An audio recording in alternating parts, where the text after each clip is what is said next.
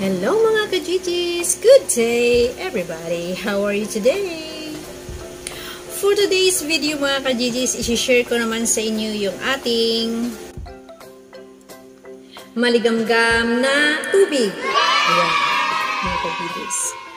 Mga ka-GGs, kailangan ba talaga nating uminom ng maligamgam na tubig pagkagising natin sa umaga at bago tayo matulog sa gabi?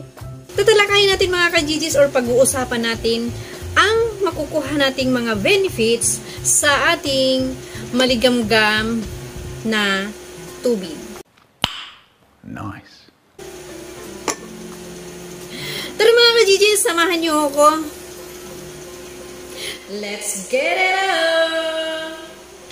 I'm back!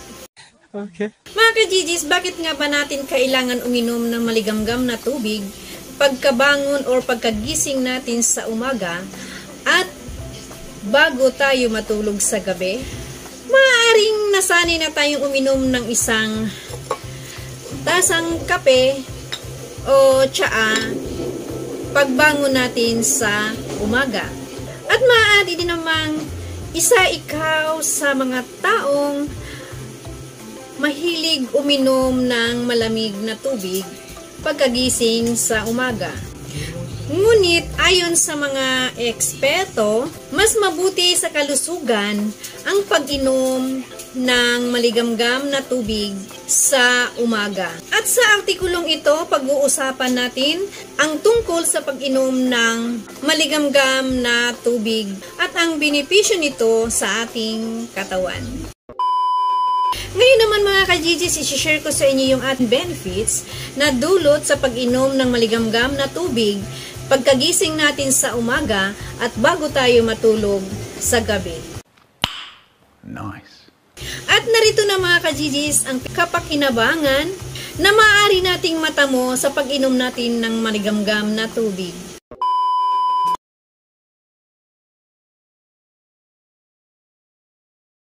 Ang ating panguna mga ka-GGs ay pinipigilan nito ang pagtanda. Uy, sana all! Walang nagnanais na maaaring tumanda ng maaga.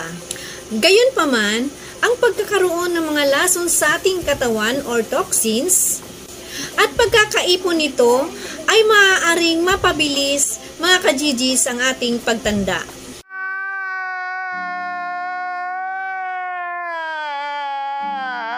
Kapag ang ating katawan ay nakaipon ng maraming lason, madali tayong kapitan mga ka-GGs ng mga sakit. Ang maligamgam na tubig ay nakakatulong sa paglinis ng ating katawan. Ang maligamgam na tubig ay makatutulong sa paglinis ng mga lason sa ating katawan.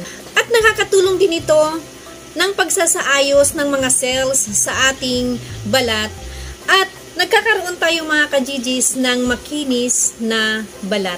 Kapag umiinom tayo ng maligamgam na tubig mga ka-GGs, ang endocrine system ng ating katawan ay naging aktibo ito at nagsisimula na tayong pawisan.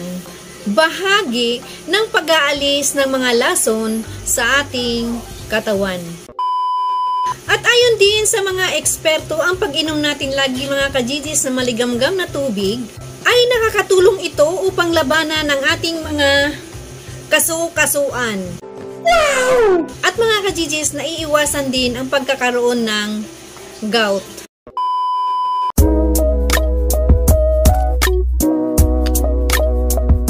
Ay nakatutulong ito sa paninigas ng ating dumi. Marahil nakakaranas ka rin ng hindi komportable at nakakainis na epekto ng paninigas ng ating dumi o kaya pagtitibi. At ang ganitong problema sa tiyan ay karaniwang nangyayari kapag may problema sa paggalaw ng ating bituka na na kadalasan ay sanhi ng kakulangan ng tubig sa ating katawan. Okay. At kapag ito ay ating sisimulan ng pag-inom ng manigamgam na tubig, bago kumain ng kung anumang mga pagkain sa umaga, at ito ay makatutulong o makakabuti sa paggalaw ng bituka sa ating tiyan. Kaya, maiiwasan ang paninigas ng dumi o di kaya pagtitibig. At ang mga kababaihan ay karaniwang nakaranas ng pagtitibi. Dahil meron silang mas maraming mga hormone na nagdudulot ng paninigas ng dumi. Kung kaya't ipinapayo sa mga kababaihan ang iba yung pag-inom ng maligamgam na tubig, lalo na sa umaga. At kailangan din ng mas maraming tubig ang mga kababaihan. At kailangan rin ng mas maraming tubig ang mga kababaihan kapag sila ay nagpapasuso o di kaya buntis.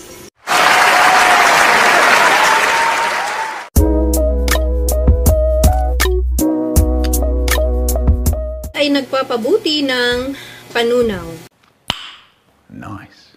At kung umiinom tayo ng isang basong maligamgam na tubig tuwing umaga, natutulungan ito ang ating katawan na mas mabilis matunaw ang mga pagkain. At kung tayo naman ay uminom ng malamig na tubig pagkatapos nating kumain, ay maaaring mapapabagal ang pagtunaw nito. Pinapatatag ng malamig na tubig ang mga langis at taba sa pagkain natin ng ating mga kinakain.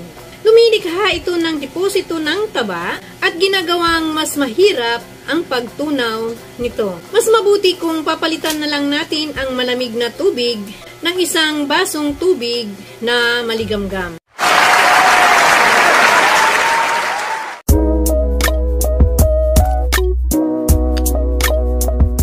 Pinagagaan nito ang sakit. Ang isang subok na lunas ng pananakit ng puso ng mga kababaihan sa tuwing sila ay may regla, ay ang pag-inom ng maligamgam na tubig ay nakaka-relax ito ng kalamnan ng tiyan at nakakatulong maibsan ang sakit na dulot ng regla ng mga kababaihan. At bukod din dito, ang isang basong maligamgam na tubig ay isa ring mabisang lunas para sa lahat ng uri ng pulikat, muscle cramps, dahil nagpapabuti ito ng sirkulasyon ng maliliit na ugat at nakakatulong sa pagpapalambot o nagpapaluwag ng mga kalamnan. Nice.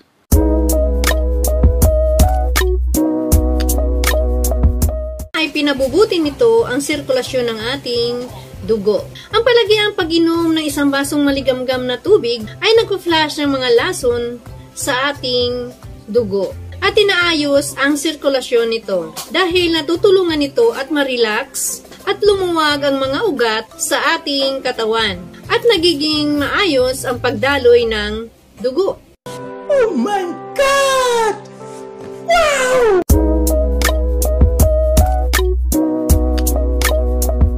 At ang ating panghuli, nag-uudyok ito sa ating pagtulog. Pwede na! Kapag humigop tayo ng tubig mga kajijis bago kumain, at lalo na sa hapunan o bago tayo matulog, makatutulong ito na makapahinga ng maayos ang ating katawan. At nakakatulong din ang pag-inom ng isang basong maligamgam na tubig para naman madali tayong makatulog mga kajijis. Ayun mga kajijis, pahintulutan din ninyo ako na i-share ko sa inyo ang payo ng ating DOH. Okay. Palagi ang gumamit ng purong malinis na tubig para sa mga inumin, sa pagluluto, sa pagsisipilyo ng ating mga ngipin, paglilinis ng ating kamay at ng ating mukha, paghuhugas natin ng mga kagamitan para sa ating pagkain, at upang maiwasan mga kajijis ang pagtatai. Pakuluan ng tubig mga kajijis na hindi bababa ng 2 minuto at hayaan itong medyo lumamig bago inumin. Pinapatay ng kumukulong tubig ang lahat ng potensyal na mikrobyo na maaaring makuha natin mga kajijis sa kontaminadong tubig. At ganun pa man mga kajijis, sa pangkalahatan, ang pag-inom ng maligamgam na tubig ay walang panganib at ligtas ito para sa lahat. Benefits sa ating katawan kapag nagsimula tayong uminom ng isang basong maligamgam na tubig. Okay mga kajijis, ano pang hinihintay natin? Tara na! Uminom na tayo ng maligamgam na tubig sa umaga at bago tayo matulog sa gabi. Okay? Okay. Ayan mga kajijis, maraming salamat sa pakikinig at panunood. Nawa mga kajijis, nakakatulong yung ating pag-share. Ayan. Kaya natin naisipan na gawin nating content itong maligamgam na tubig natin mga kajijis. Dahil naging epekto din ito sa atin, ginagawa na rin natin ito mga kajijis. Umiinom din tayo ng maligamgam na tubig sa umaga pagkagising at sa gabi bago matulog. At meron talaga tayong mararamdaman na benepisyo nito mga kajijis. Ayan. At isi-share ko din, isa-shoutout ko si Ma'am Jeneline dahil minsan na sumakit ng kanyang sikmura at ito ay ating i-share sa kanya ang pag-inom ng maligamgam na tubig. At naibsan daw ang pananakit ng kanyang tiyan. So, shout out to you, Ma'am Jeneline. Ayan. Thank you for watching mga kajijis. At kung bago lang kayo sa GTV, huwag niyo pong kalimutan mag-subscribe. Pahit na rin po yung notification bell para po ma-update tayo if in case na meron po tayong i-upload. Keep safe. I love you. Bye.